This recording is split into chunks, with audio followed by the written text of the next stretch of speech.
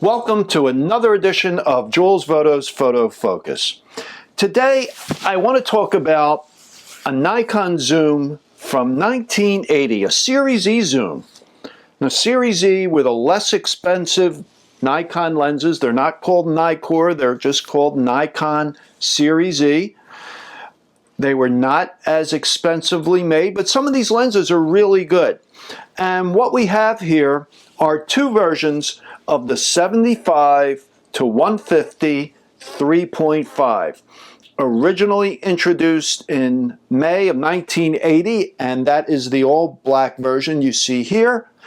And about a year or so later, they made an improvement, and you see this chrome ring here. I don't know of any other changes optically or otherwise. They are all considered AIS lenses. If you will notice here, you will see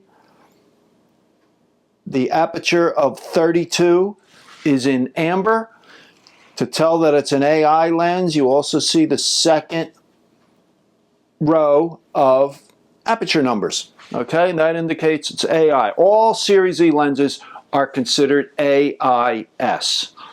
And again, you can tell that by amber, both on the minimum aperture, which is 32, but also on the smaller, with what they call a ADR numbers. ADR is aperture direct readout, and some Nikon cameras had an optical system that would project this aperture, the aperture number, in the viewfinder. They are push-pull zooms, go from 75 again to 150.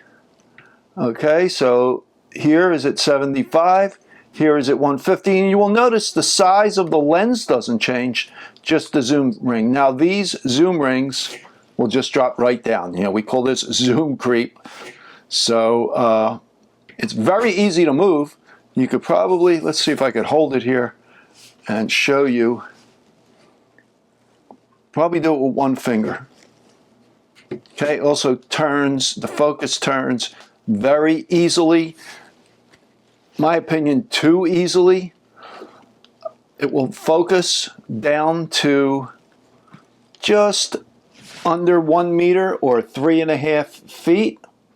You could see here the distance information. Feet is in yellow, meters are in white.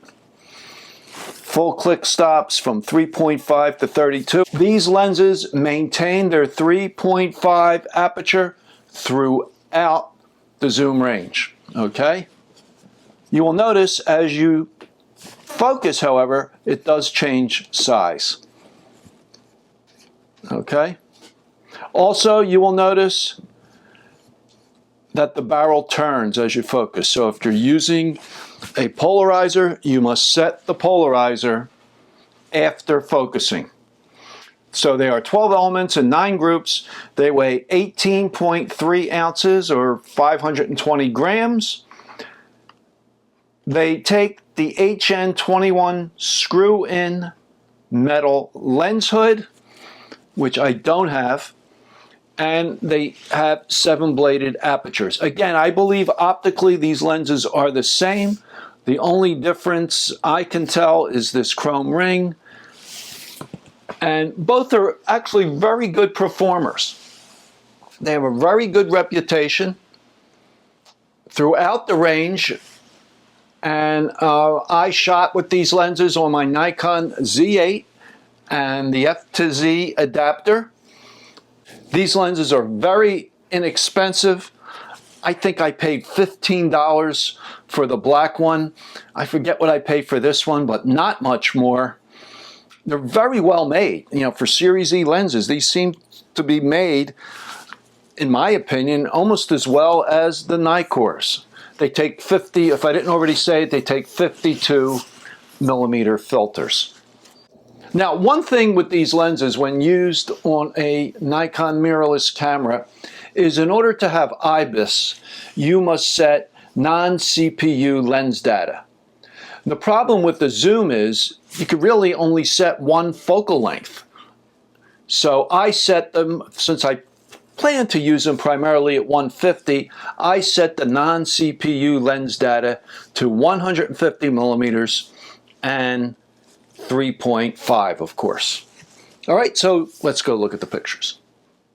Real quick, one thing you will notice with these Series E lenses, they do not have a coupling prong. So although they will mount to pre-AI Nikon cameras, they will not couple to the meter. So you would have to use stop-down metering.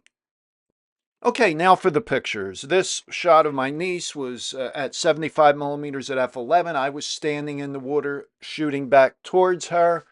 She was moving around, so it was a little difficult to focus, but here we are zoomed in close, and you could see how sharp this image is. Again, it was at f11, full sun, and this one here is at 75 millimeters, also at f11. One of the things I really like about the Z6 and the Z8 is you can record a voice memo. I know that's possible on the Z9. I don't know about any of the other Nikon mirrorless cameras. So after taking the pictures, you call up the picture and you can record a voice memo and giving information on aperture, focal length, whatever. So here's another one at 150 millimeters at f11. And nice colors, very sharp. And the kids here are at f11 as well. And they stayed still, so I was able to focus. In situations normally like this, I prefer a autofocus lens. And here's my youngest son with a cup of coffee. Again, this was at f11. I think this was at 75 millimeters. I forgot to record the voice memo for this. So this here was at the lighthouse. I have a lot of nice flowers planted. I go there all the time and take pictures. This was at f11 at 75 millimeters. And here's another at 135, at 135 millimeters. It's a nice range, the 75 to 150. It's actually a nice portrait range. It covers most of the portrait focal lengths that you would want to use. And here's another one. This is at 150 at f11. Color looks good. I was set for the standard picture control. Okay, so here I'm at f11 at 85 millimeters. Okay, and what I did, I ran through a series at f11, f8, 5.6, and 3.5. So we're going to look at them consecutively, and then we're also going to look at the background. I just cropped into the background so you could see the bokeh. So now we're at f8. Looks really nice, right? The colors look nice. It was a beautiful day. It was a cloudy day. It was late in the day, and this is the kind of conditions I like for pictures like this. So here is the background, cropped into the background. Again, this is at f8. Okay, now we go to 5.6. So my focus was on these flowers in the foreground here, okay? Actually, I think it was on those first white flowers you can see. Now we're going to go to the background. I think the bouquet is nice. It's still pretty detailed. And here we go at 3.5. And I didn't notice any vignetting at all with this lens. I did not have a lens hood on, however. And now we're going to look at the background at 3.5, and I think it's nice. It's this is not a 1.4 lens. It's not a 2.0 lens, so you're going to get a sharper background. So this one here, I was at about 90 millimeters at f11. Just changed my position a little bit for this one. And I like shooting things like this where you have the foreground sharp, and then as you go to the background, it softens. And this one, I was at 5.6 at 150 millimeters, and it threw the background out just a little bit. Now, I noticed the squirrel climbing up a tree. I would have loved to have had an autofocus lens at this point, but I zoomed it to 150 at 5.6 and focused on him, and I was lucky to get him sharp. So it was totally unexpected, that shot. And the last couple you're going to see are at f8. So I think this lens lives up to its reputation. It has a great reputation for being sharp throughout its focal range. Here I was at 100 millimeters, and it is. It's pretty sharp out to the edges. Of course, it's sharper in the center than at the edges. And as you stop it down, it gets sharper like most lenses, but I think it's a really nice lens.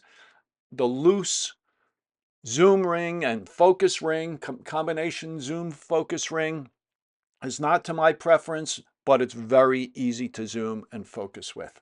So I hope you enjoyed this video. If you did, please give it a thumbs up and subscribe to my channel.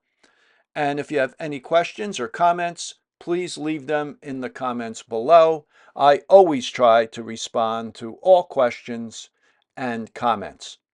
So thanks for watching, and I will talk to you next time.